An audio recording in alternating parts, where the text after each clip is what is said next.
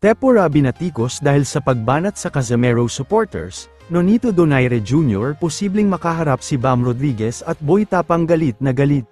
So una sa mga balitang boxing na nagdulot ng matinding iritasyon ang naging pahayag ni Coach Jack Tepora matapos niyang biruin at tawaging madaling malinlang ang mga solid supporters ni Casimero. Ayon kay Tepora, nakathang-isip daw ang sinasabing laban ng former 3-division world champion sa December 27. At idiniin pa niya ang pang-aasar ng sabihin niyang baka sa December 32 pa raw ito matuloy.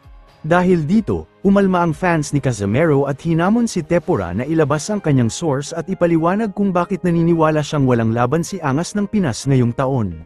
Samantala, opisyal nang inanunsyo na magtatapat sina Seiya Tsutsumi at multi-division world champion Nonito Donaire Jr. para sa WBA bantamweight title.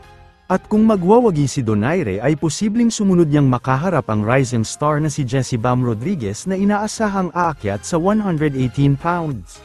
Kapana-panabik ang potensyal na matchup dahil si Bam Rodriguez ay minsang naturuang magboxing ni Donaire noong siya'y 10 taong gulang pa lamang. Dahil dito, nabuo ang intriguing na teacher versus student storyline na siguradong aabangan ng boxing fans sa buong mundo. Meanwhile na sa mundo naman ng showbiz ay kinilig ang mga netizens nang magkaharap sina rising kapuso talent Eman Bacosa Pacquiao at Jillian Ward sa black carpet ng KMJS Gabi ng Lagim. Matagal nang ibinubulong ng fans na crush daw talaga ni Eman si Jillian, kaya naman hindi napigilan ng hiyawan nang ipakita ng dalawa ang kanilang natural na chemistry. Lalo pang nag-ingay ang mga supporters nang aminin ni Eman sa panayam ni Jessica Soho na may 50% chance daw siyang liligawan ang kapuso actress. At sa huling balita, umingay ang social media matapos sumabog sa galit ang Cebuano content creator na si Ronnie Suan, kilala bilang Boy Tapang. Tinanggap niya ang hamon ng kapwa internet personality na si Al Moralde para sa isang public street fight sa Plaza Independencia. Nag-alok pa si Boy Tapang ng 50,000 piso basta't humarap lamang si Moralde sa laban.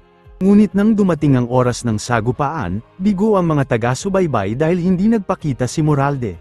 Marami tuloy ang nagduda kung umurong ba ito dahil sa takot. Naiwan namang dismayado ang mga fans na nag-abang sa akalang matutupad na tapatan.